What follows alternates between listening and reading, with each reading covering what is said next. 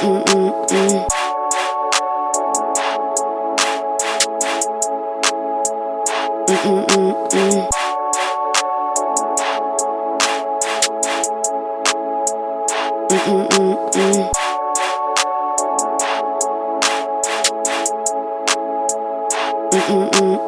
you guys, so today I'm gonna do a Q&A video.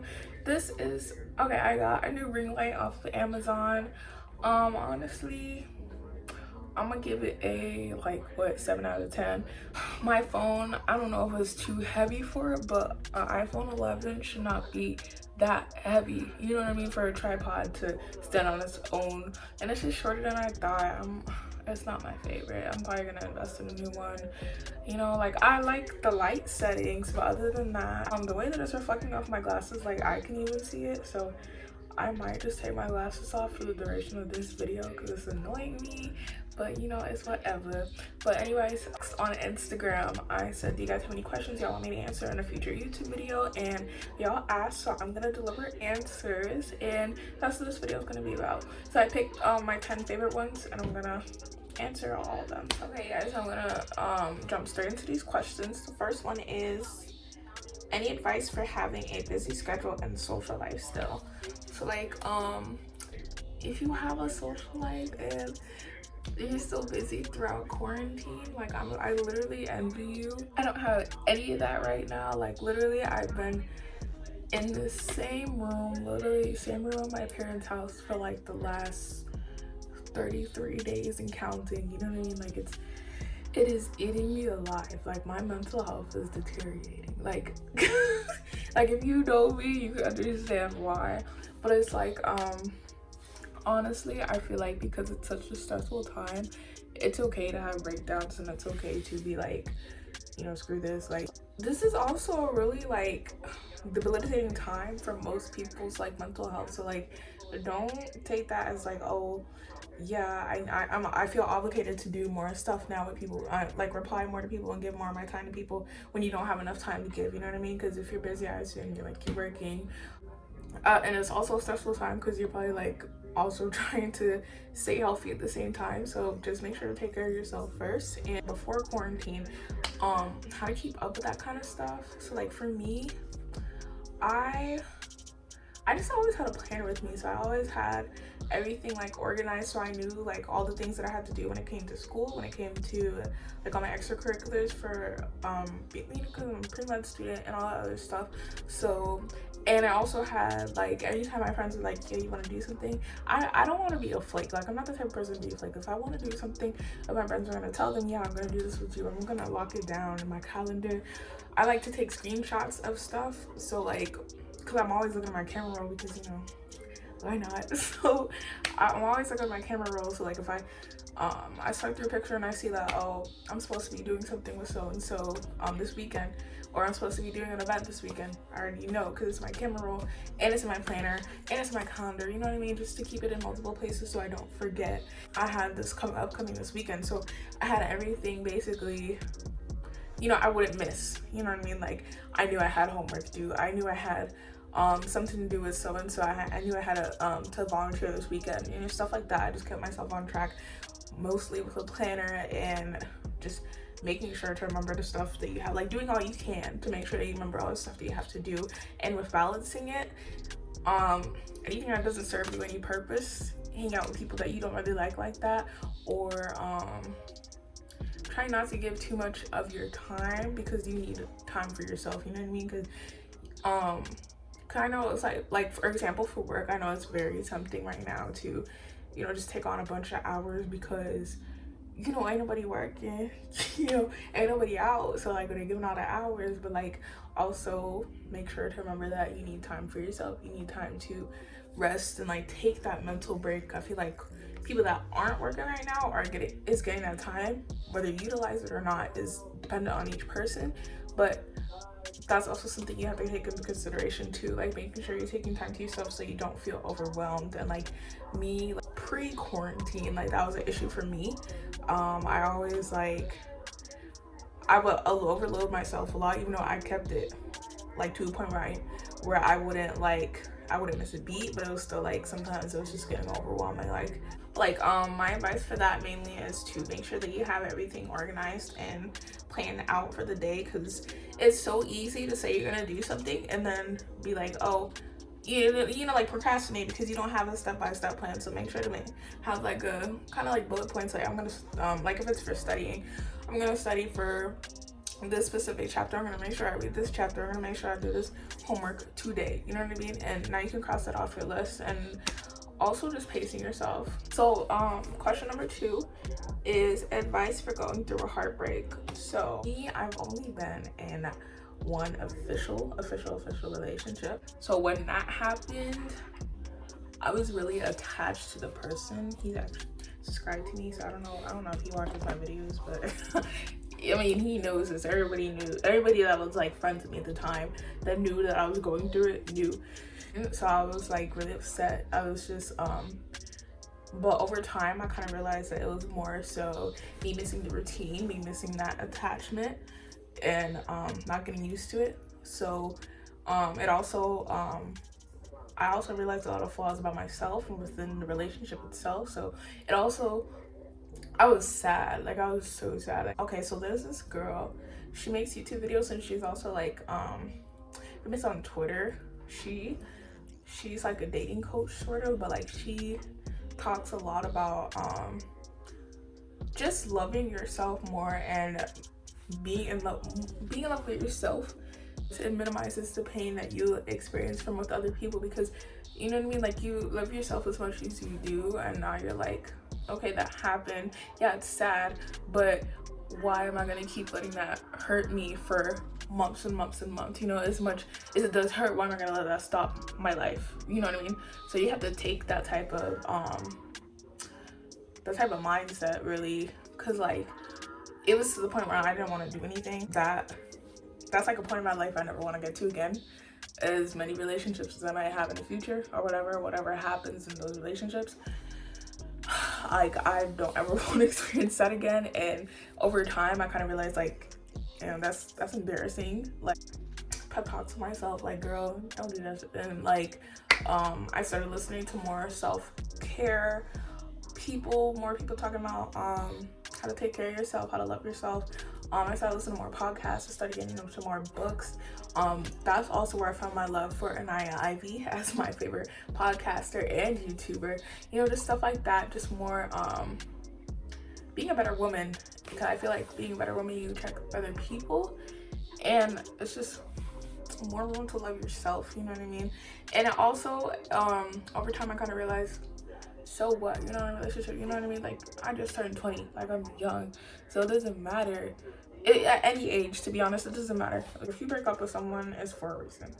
Don't go back to that relationship. Because it wouldn't have happened, you know what I mean? Like, please evaluate within yourself, like, why that happened, you know, because that's also what helped me, like, evaluating, like, you know, this and this happened, and then kind of opening my eyes, like, yeah, some messed up crap kind of went down that I always let slide, but like now that I'm like, you know, opening my eyes or whatever, so like what happened, I guess it's just not worth your mental health. So I feel like for relationships and breaking up, it's okay to be sad for a couple of weeks or whatever, but after that, please put on your big girl pants, please put on your crown, let these people know that it don't bother you no more. Like, boss yourself up, bring your self-esteem back up, bring your self-confidence back up, all that, because literally it is not worth it to let other people, because it's just like it felt like indirectly someone was in charge of my life because I was so sad. But then you kind of realize, no, it's you doing all that stuff to yourself. So you have to realize, like, yeah, I can be sad about it, but am I gonna let that sadness control me for the rest of my life over a guy? You know what I mean? It's not worth it. Okay, so the third question is biggest pet peeve about talking to guys. But like, okay, I hate when I talk to a guy and he doesn't know how to spell. Like, it literally looks like he's illiterate. Like, it's okay to use slang sometimes, but if that's what you're using like 24/7, I don't like that. Like, I'm about to be a college graduate, you know what I mean? I'm going to grad school, and then I'm going to med school. What do I look like? Me as a guy that really knows how to spell. And it's like, it's okay if you don't know how to spell, but just don't think you're gonna be with me. You know what I mean? Like, what? Like, please type like you have a college education, you know. And another thing that I hate about talking to a guy is like, it's okay to be confident, but if you're so up your own butthole, like I've had guys that are like so super egotistic and like they only care about themselves and never even seemed like they would think to care about me, you know what I mean? So I'm like, no, like, you doing this on talking stage, nah, you're done for it, you know what I mean? Like, this isn't gonna work out, you know. And I hate a guy that's rude. I hate a guy that doesn't, I don't know, it's a lot.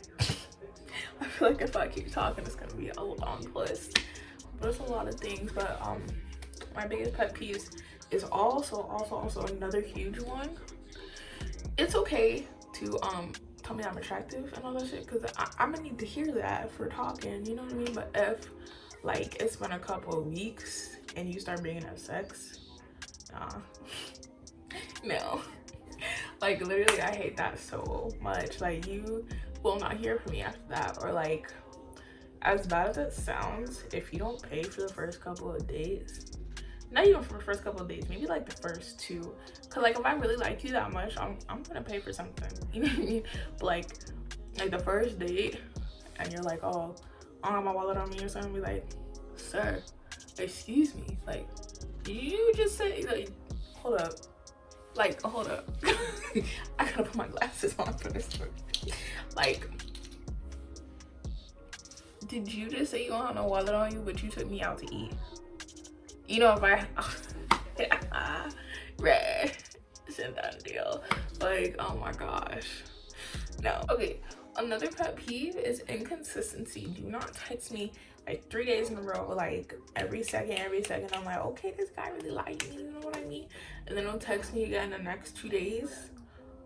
Cause me, I'm gonna go crazy. I'm gonna be like, what did I do? You know what I mean? That's gonna be me for those 2 days, and then you're gonna text me out of the blue like nothing happened. Like, I feel like we're in 2020. Like, if you're upset or like you going through something or whatever, just say that then. You know what I mean? Like, that's all you had to say. And I'm the type of person, I'll be like, okay, I understand. You know what I mean? So like, it's so stupid. I hate when people do that. Like, just say that. Just say you're not in the mood to talk. I would have been perfectly fine with that. Text me when you are, you know what I mean? So the next question is, biggest pet peeve about COVID-19. Everything. Literally, this girl has ruined my semester. She's ruined my friendships. She's ruined my extracurricular activities. Like, there was some stuff I was supposed to be starting for school this semester that was supposed to be starting in April, going into the summer. 2 opportunities that I was looking forward to. I can't even do it because of Corona. I can't even go back to school for the summer because of Corona. I can't even see my friends, neither in Boca or here. You know, like, I came here like over a month ago. I've not seen any of my friends because I've been stuck in this house. Only people I've seen is my parents and my brother. That is literally it. I have not seen no extended family. I barely see my neighbors. It's literally prison. What is another big pet peeve is, like, I don't know about y'all, like, I'll see on Twitter or whatever, because literally there's nothing to do. Yeah, there's school, but like, how are you motivated throughout this?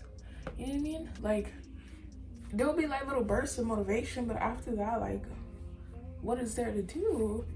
You know, like, I can't even go back to work. My parents won't let me. I didn't even have a real birthday. No, nothing was open. Couldn't even get a cake. My parents won't let me. You know, it's just everything. this little, not little, I guess, because look at what she's done, but this virus, Rona, it's terrible, okay? It's terrible. It has ruined my life, okay? Like, literally, these are months that I'm never gonna get back.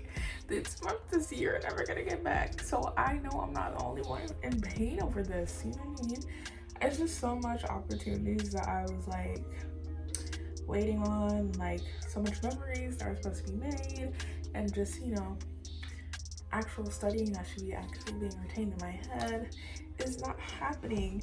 It's not because Miss Rona is here. Just my biggest pet peeve is like how everything has literally stopped, and how much of a dramatic change it is. It's just, I'm so used to being in-person classes, doing everything extracurricular wise in person. Like even my e-board meetings, I've been having them like via Zoom, and like all these conferences I've been having over Zoom.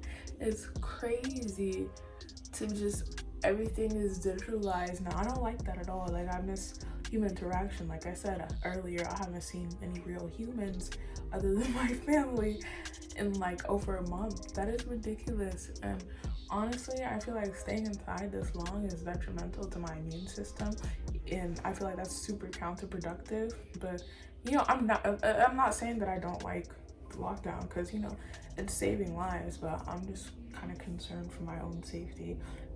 Trust me, I'm not one of the people that are out here protesting to be out. I'm not. Nah. I want to be outside, but not under these conditions. Okay, next question. Qualities you want in a man and in a friend. Qualities, I'm gonna start with qualities I want in a man. A man that's friendly and super nice. You know, everybody's like, oh, I want me a hood dude is only friendly to me. You know what I mean? Like he ain't friendly to these other girls. You know what I mean? And it's just like, I love like when a guy is super nice to everyone and super sweet to everyone, including me, but like more sweeter to me. You know what I mean? Like, of course, I don't want you to be like everybody's friend, but I want you to be able to be cordial and proper, and like, you know what I mean? Like everybody could just feel that energy around you, because now I'm like, yeah, that's my baby right there. You know what I mean? Like I love that so much. This makes me feel so words. I love guys like that. I love consistency. I love that earlier. I hate when a guy is like inconsistent over text, or like in the things that they say they'll do. So please don't be inconsistent with me. Another thing that I like is a guy that puts an effort. Like I've had guys before that I should have seen myself out of those situations long time ago type of stuff, but like they don't put in effort. Like they'll put in the effort to get me, and then after that it's just like, oh, you want me to do this, or you want to do that. Like I love when a guy puts an effort to make sure that I'm happy, to make sure that, like, just to surprise me with cute little things, and just like, oh yeah, I got you this. Like, dang, it's not even like no special occasion, but you did this for me, you know, like just putting forth that effort. Like I love that so much. Another thing that a quality I want in a man, loyalty, honesty, determination. I want, like, I'm a super ambitious person, like outside of quarantine, because I know I'm super lazy right now, but I'm a very ambitious person. Like I'm gonna need a guy to either match me or be on 10 with his stuff, you know what I mean? Like be motivated as well, have goals, be determined in what you want to do, you know what I mean? So stuff like that, I love that in a guy. But in a friend, I mean a friend, well, okay, this can go for a guy and a guy too, but it's like a person that can be the listening ear, basically. Like I don't always talk about what I go through, but when I do, I'm gonna use someone that I feel like I can trust to tell as a friend, you know what I mean? And also as a friend, I'm gonna need you to be also on 10 with me, because at school I'm a crackhead, you know what I mean? Not literally but figuratively. So I'm gonna need you to also be on crackhead energy, you know what I mean? Up there. You don't have to drink all the time, but you gotta get lit with me like you are drunk. So you know, I'm gonna just need a friend that matches my energy, a friend that supports me. It's just, you know what I mean? Like I don't, there's certain things I want to do in life, and it's not only YouTube but outside of YouTube, but well, including YouTube as well, but I feel like that's on a minor scale. But like having people support me, because I'm always going to support you, you know what I mean? Whether it be things that you do academically or business wise or posting on social media, you know, stuff like that. I'm always going to support my friends, period. If you support me, I'm going to support you back. So it's just like being able to have that mutual support, because like some people really won't. They'll ignore everything that you do, everything that you say, any type of achievement you have, and I hate that so much. Like, don't treat me like we're not friends, because if you do that, we're not friends, you know what I mean? So it's stuff like that. Like, I need anything that I'm giving to you. This also goes for relationships. Any type of positive energy and like actions that I'm doing towards you, I would like to receive that back. What has this pandemic taught you? So what has it taught me? As much as I hate it here, one thing it has taught me is things can change. Things can change in the blink of an eye. Cause like like I said earlier, I'm the type of person that as soon as I set like something in stone, that's what I'm gonna do, and that's how I want to do it. And whenever like the slightest inconvenience happens, I get upset and I get irritated and I get agitated, and that's something I've been meaning to work on. But like literally this whole pandemic thing, that's literally that, but on a larger scale, like completely larger scale. Like no one saw this coming. I didn't see this coming. And even for literally the whole world to stop for like a month, 2 months, whatever is long. You know what I mean? Like just everything is stopped, and it has taught me that in the midst of change, it's important to adapt to it. And that's also something I'm trying to learn, how to adapt to this and how to adapt to future situations of change. Like, cause you know, I whine a lot, so like I'm a crybaby. Like I'm gonna be like, oh my god, like I hate change, I hate doing this and all that. Only type of change I like is like change that I already foreseen. You know what I mean? Like something that I already wish to happen and it happens. Like that type of positive change that I ask to happen. That's the type of change I like. Anything that's unforeseen and that causes negative effects, I'm like, ew. Like I start whining, I start being crybaby. It's something I need to work on, like I said. But like that's something that COVID-19 has taught me, just to be able to adapt to change, because it's gonna happen, and it's gonna happen like in unforeseen circumstances like this. So just making sure to be on top of that. Not be on top of that, because it's okay to like have those down days, but like not letting that change like negatively affect you for months or whatever. Okay, so this next question is, yikes. Okay, do you have a backup plan if med school doesn't work out for you? Honestly, I really don't. Like, I've been so set since like middle school. No, I think like early middle school, like maybe elementary. I don't know, late elementary probably. I always wanted to be a doctor. You know what I mean? So I've always been like, yeah, I'm gonna be a doctor. So like the older I got and I started figuring out more like the fields that I wanted to go into, which has been neonatology for a pretty long time, but who knows, when I get to medical school that might change. But like I've always been pretty set in stone in doing something in the medical field. So if medical school didn't work out for me, like, what do you mean, like not going or like failing? I'm gonna try my best to hop through any obstacles, you know what I mean, to get to being a doctor, because that is always, I don't know, I feel like that's just my life goal. But like, I don't know, like if one day I woke up and I was like, I don't even want to do all that anymore, I don't even know what my backup plan would be, to be honest, because there's nothing really, like, I don't know. That's a really good question. There's nothing really that I've thought, like, I don't know. But if I woke up one day and I'm like, I don't even want to do anything medical, I don't know. Maybe I'd start a business, but it's not like I'm that great of a salesperson either. Maybe that would change. I don't know. Maybe I change completely as a person if I woke up one day and said that. You know what I mean? So maybe there's something else that I see happening for myself to make money, to have a living. So I don't know.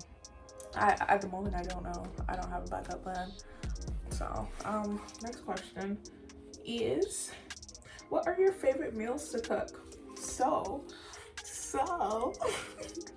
back in my dorm, I cooked, like I had a kitchen and I didn't have a meal plan, so I had to cook whenever I was actually in there, because like I would be at the library 24/7, so either it was Dunkin' or nothing. You know what I mean? So whenever I went back to my dorm, I would cook, and like I like cooking chicken. I love making chicken. I love cooking pasta, chicken. I like making breakfast foods. Like, if you follow me on Snapchat, you see my omelets, bruh. They be snapping hard. And My pancakes, I always put I always make protein pancakes, so like vanilla protein powder in there. Tastes amazing. Okay, get at me, period. I make these vegan wraps because like if I'm buying my own groceries, 90% of the items are gonna be vegan. So like these are all vegan mainly, except the chicken, of course. But that's like literally the only meat I eat nowadays. What else do I like making, bro? It's not like I eat that much variety of things. I'm gonna stick to the same like I stick to like the same like what 7 things like I bothered to learn to make. And then like if I see something online, I'm like, okay, I want to make that, then I'm gonna buy the ingredients for it and make it. But it's not always like it's my go-to meal. I usually go with what's easiest, like what I'm in the mood for. But if I have the ingredients, I'm gonna look something up and do it. But like I don't know what I could think of at the top of my head that I really like making besides those things. I like eating French toast. It tastes good. I like it. Next question is what inspired you to go into biological sciences? Since I knew I wanted to go to medical school, I was like, because I did dual enrollment in high school, so if I would have stayed like another semester or two, because I started late. If I didn't start late, I would have had my associates and like so like it's weird because like I'm supposed to graduate this fall, to be honest, but because I'm retaking organic chemistry, I'm waiting for spring 2021 because there's some courses I want to take that are super important for the MCAT that I want to take within my degree, and I have a bunch of excess credits because I did dual enrollment, so I'm gonna use them. So to be honest, I'm staying longer than I should, but like it's not like I'm that late because I'm only 20, and like I came, like my class originally is supposed to be 2022. I was just planning to graduate in 2020, but I didn't expect to have to retake a course, so there's that.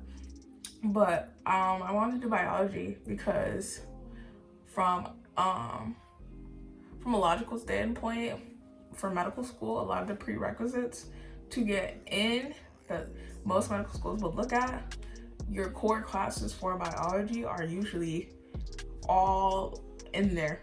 So I was like, wow, maybe I should do biology. It was either biology or biochemistry, and I was like, dang, I ain't like chemistry that much, so why would I get a degree that has chemistry in the name? You know what I mean? I like biology classes, so I was like, okay, why not major in biology, because all the courses that I need for med school are literally within this degree. So I did, and that's why I'm doing biology right now. So I just feel like it's the easiest way to, because like they always say for medical school you can do whatever major you want as long as you take the prereqs. Another major I would have done is anthropology. I wanted to do that as a minor, but I was scared that like it's gonna interfere with my science classes. So I was like, okay, maybe I don't know, another lifetime or something. But because there's nothing really I would have done except have it as a decoration for my med school applications. You know what I mean? It was those 2 majors and possibly biochemistry that I was thinking about and majoring when I was applying for colleges. But really it was mainly biology that I was like, okay, I really want to do this. Take whatever major you want for medical school as long as you finish your prereqs. But to take classes outside of your major, financial aid usually doesn't cover it. It's just a lot of like hoops and obstacles you have to jump through. And if you're on financial aid like me and you're not getting scholarships like that, it's kind of really hard to, you know, just take those extra courses for fun. So why not just take the ones that are within your major already, you know? So I chose the one that most correlated with what med schools look for. So next question is, as a Black woman, what's your take on dealing with racism and sexism, and how do you cope with it? Okay, so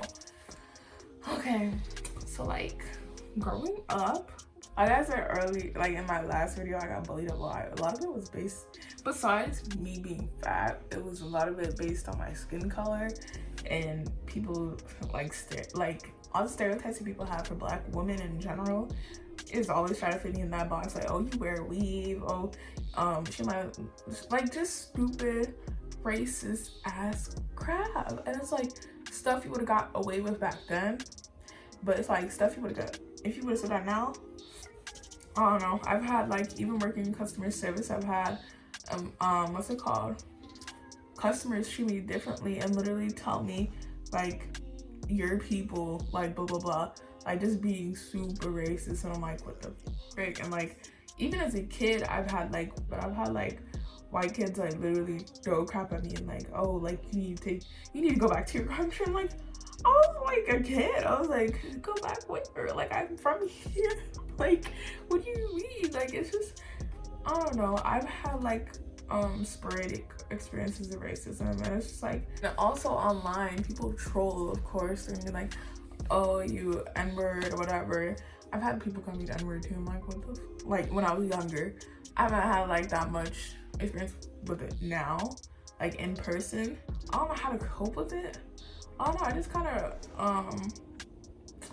you know, it's something that I wish growing up my parents kind of enforced more, like to love your skin. But like Caribbean parents, especially Caribbean parents that are that aren't first generation, like they're the ones that came here type of stuff. I feel like they don't get that enough back home, so they also aren't fans of darker skin.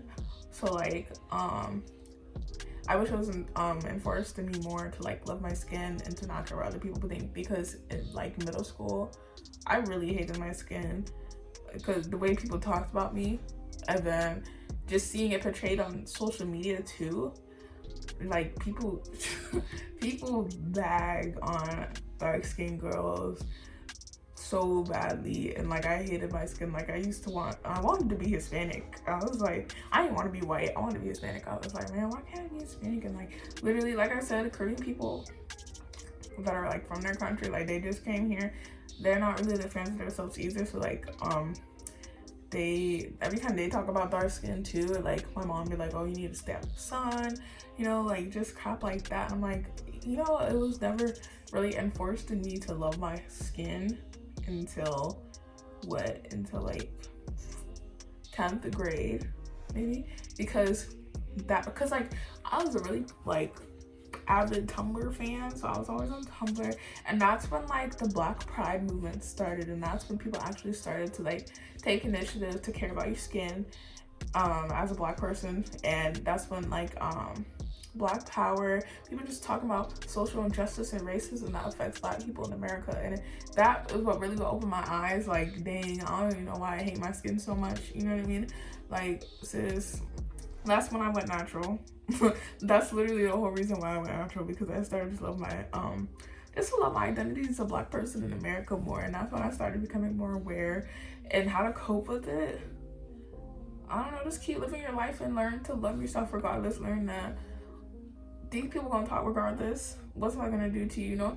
And like, oh, also, let me not say that what is it not gonna do to you, because it is a systemic racism is also a thing. So I realized like if you're going up against a white person too, you're not always gonna get you gotta work twice as hard. Like, that's just inevitable. That's a fact, that you have to work twice as hard to be able to get to where they're at. You know what I mean? That's what it always feels like for most Black people in America. Some it might not, because they're blind to it or whatever, but it's true. So like, just realizing that because of the society that you're in, you're kind of at a disadvantage, but don't let that stop you. Don't let that stop you from reaching your goals. Don't let that stop you from reaching your dream job or whatever, forgetting that dream car, whatever.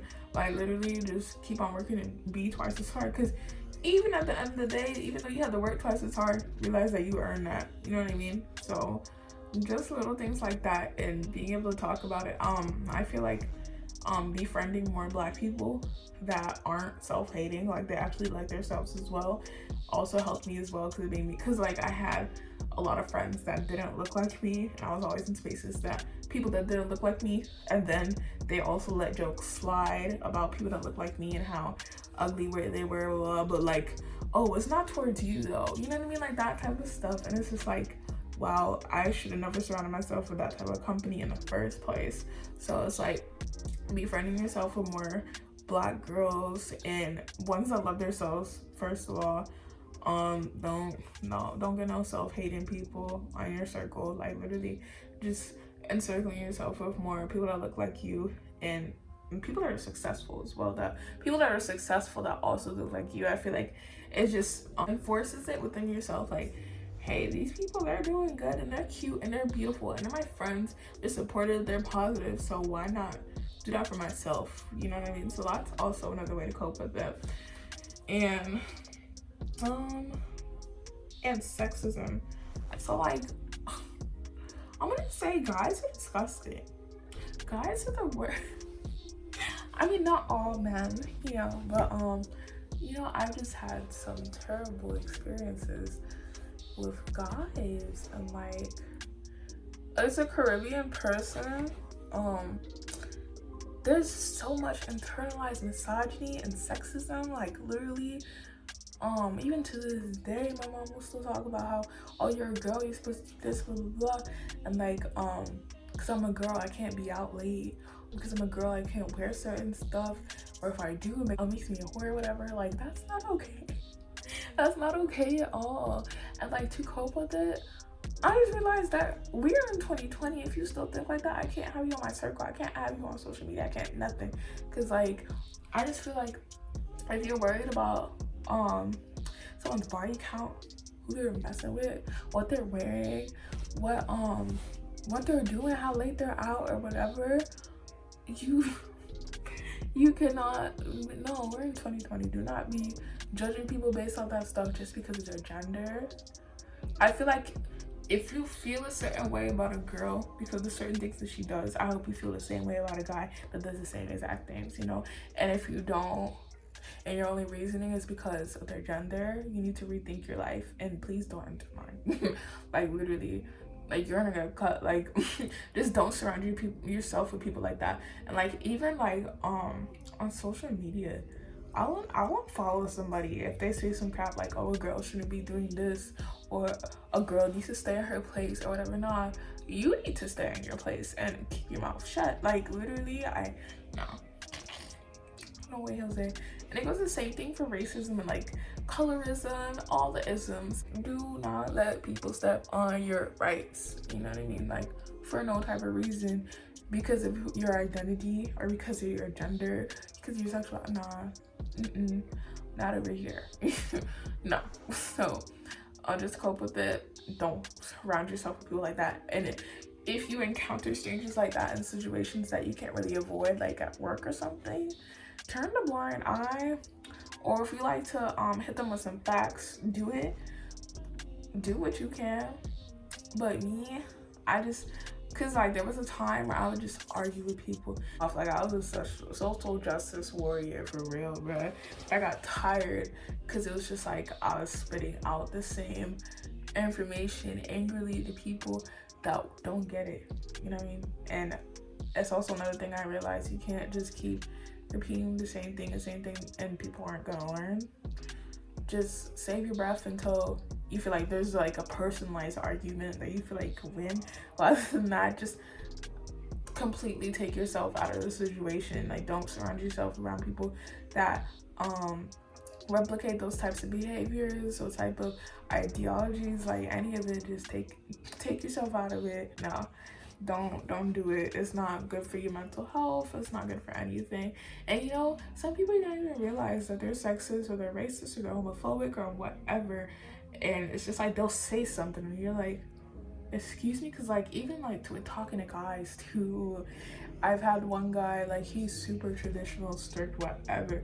I didn't realize that until like a couple of weeks of talking. He would just say some dumb crap. He would be like, I remember one time he told me that I couldn't wear something. I was like, oh no, my love, we're gonna have to cut this off. Like, you was not about to become a third parent to me. Like, you, like, hold up, we're not that far in age difference. Or why are you acting like you was born in the 1950s? You know what I mean? Like, no, not gonna happen. And yeah, no, just take yourself out of those situations, period. That's how I cope with it. And I just try not to let it bother me as much anymore. And if it does, just try to talk to your friends about it, or talk to people surrounding you about it, and just realize you're superior to people that still succumb to that type of stuff. So, but yeah, that was it for all the questions. Thank you guys for asking. I might do another poll because I'm bored, but I also have a lot of YouTube videos, like ideas that are lined up within my notes right now, so I'm probably gonna do them. So yeah, there's always that. But thank you guys so much for watching. Please make sure to like, comment, and subscribe to all my videos, and thank you guys for watching so much. Love you guys.